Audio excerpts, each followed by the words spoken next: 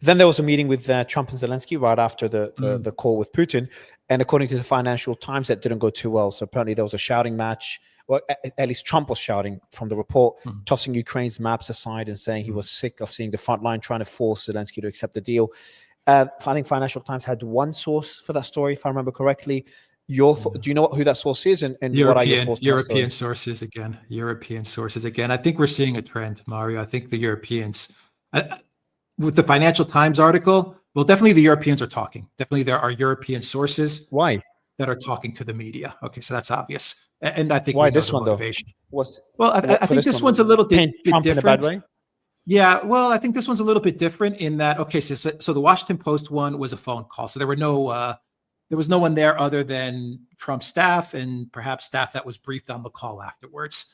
So who knows where the leak happened there to the Washington Post.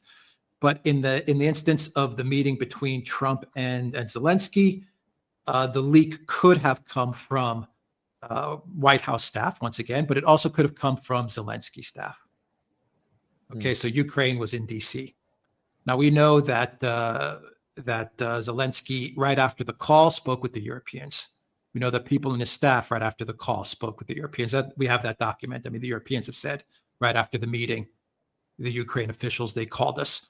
So if I had to take a guess at this one, I would say that Zelensky's staff, or Zelensky himself, or some of his staff members, they called European officials, British officials, EU officials, and they basically told them what happened in the meeting. If I had to take a guess about what actually happened in the meeting, I think it's probably the reverse. I think that Zelensky was angry and Trump was calm, if I had to take a guess, because I can't figure out, why would Trump be upset? Why would he be angry at Zelensky? Maybe that Zelensky's not accepting the deal, and Trump just wants that peace deal under his belt, wants the war to end. Yeah, but Trump has all the leverage. Yeah, I mean, if you have the negotiating leverage, why would you throw around maps and stuff like that? I mean, Zelensky seems more agitated and more panicky than because of the Trump. I mean, yeah. I mean, he was upset. I mean, think about Zelensky. He gets off of the plane in DC, and according to Axios, he finds out that Trump had called Putin, and then he finds out that they've agreed to a meeting of all places in Budapest with, of all people, the man that he hates the most in Europe, Viktor Orban.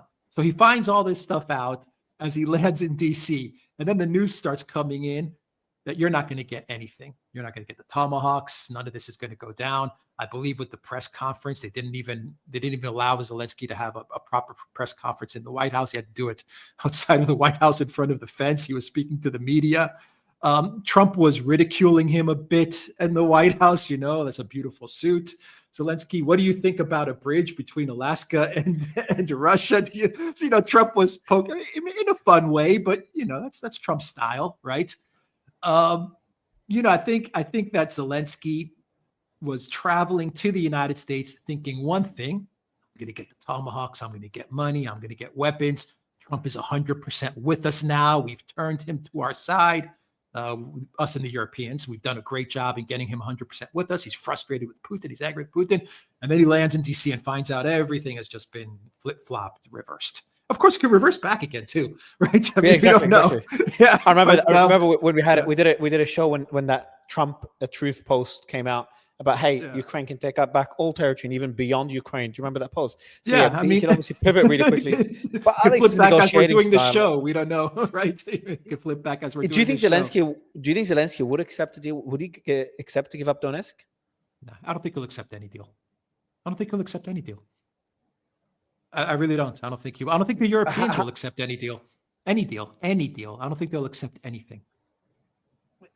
That doesn't make sense. How would they not accept any deal? Like, you've got the European economy suffering. They need Russian energy again. Germany needs that energy again. And you've got Ukraine losing territory on a weekly basis. Why wouldn't they accept a deal? I just think for personal reasons. I think for Zelensky, he remains in power as this continues. And I think for him, he probably sees this as too much of a risk for his own power if there's any kind of deal that's made. And I think for the Europeans, they need to keep this conflict going. I think for them, it's existential for them. At least that's the way they see it. If the conflict winds down, then they're afraid that the U.S. is going to leave Europe. And if the U.S. leaves Europe, then where does that leave them? They don't have any Russian energy. The U.S. might be shifting focus to the Pacific, to the Asia Pacific. Where does that leave Europe? Europe has invested everything in Project Ukraine. They've invested everything. They've blown up pipelines. Pipelines have been blown up for Germany for Project Ukraine. They're now talking about changing the rules for voting for countries to enter the European Union. They're thinking of changing these rules just for Ukraine so they can bypass Hungary's veto. I mean, they're talking about stealing Russian assets, which would decimate the European financial sector. I mean, they've gone all in.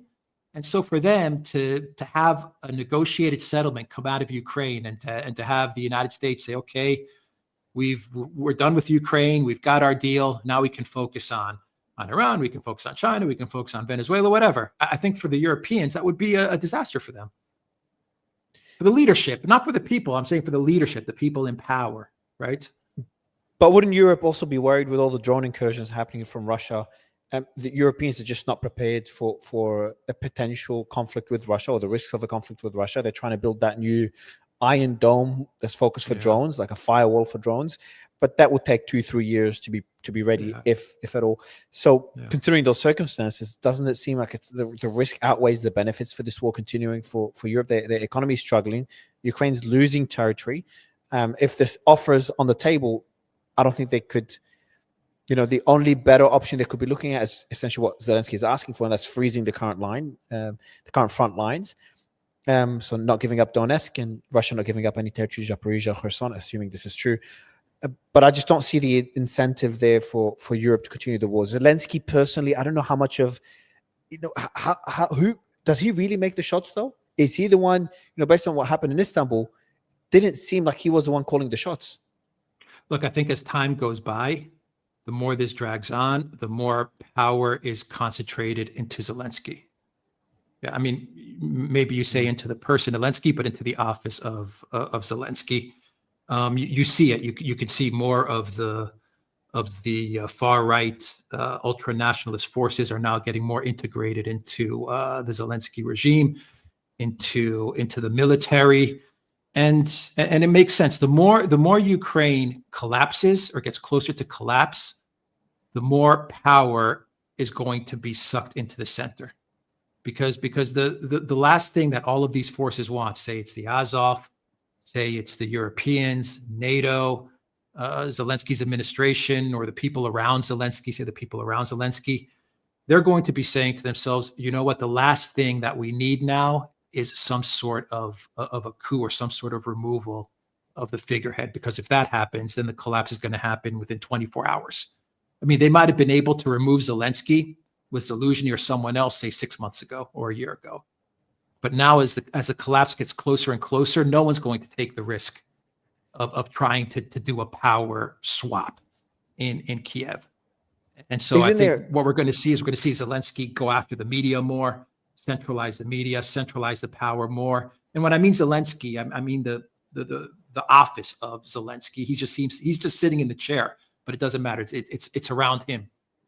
Isn't there a better argument that Putin wants this war to continue? The support for the war in Russia outweighs what's happening in Ukraine, where it's flipped. I think it's like 20% of people initially wanted to surrender, wanted the war to end. 70-80% wanted the war to continue at the beginning. Now it's pretty much the exact opposite. 70-80% want the war to end. 20-30% want to keep fighting. So people in Ukraine are tired. The winter's coming. The Russian economy seems to be humming along, and it is a military economy. It is a war economy right now. No, it's not. It's not a war economy. Russian economy is not completely. No, it's not a war economy. It's not completely a war. Not even close. Not even close. Not even close to a war economy. Not even close. Not even close. These are talking points. These are Western narrative talking points. I mean, you go to Russia and you can see there's zero resemblance of any type of war economy. If you didn't know there was a war, you would not know. If you were there and you had no idea there was a war, you would not know there was a war. I went to Moscow and Kiev in the same month, in the same 2 months. Kiev was obviously, there's a drone attack every day. That was a few months ago, and Moscow is a normal day-to-day life. Like, you would not feel it's not a drone. Yeah, it's not a war economy at all. Is it a war economy? But look, NATO and the West needs people to think it's a war economy, because my God, what if they said that we've gone through almost 20 sanctions packages? We've destroyed Germany. We've destroyed France. We've destroyed Europe. We're broke. We're bankrupt. And by the way, the Russian economy is growing and it's not a war economy. The people of Europe, AfD's approval will go from 25% to 50%, right? I mean, overnight. That's what would happen. And they know it. So they have to put out the narrative that it's a war economy. Oh my God. You see, the reason that Russia's economy is winning is because of war economy. No, the reason that Russia's economy is winning is because it's been freed from the chains of the West. That's why. And they were able to transition successfully to a new model. And that new model is BRICS and China and the East. And lastly, we've got the Budapest meeting. Again, Budapest out of all places, with Orban. That's happening. We don't know when it's happening, if it's happening. I think there's been talk as well about it moving to somewhere else. What could we expect there? Obviously, the one in Alaska didn't go too well. Reports say that Trump just got a history lesson and went out pretty pissed off. Could we see the same thing happening again? Is Putin just trying to gain time, or are we genuinely seeing progress? At least based on the reporting we've seen so far, and at least some of the progress, it does seem there is progress, at least potential for progress. Yeah, I mean, Putin doesn't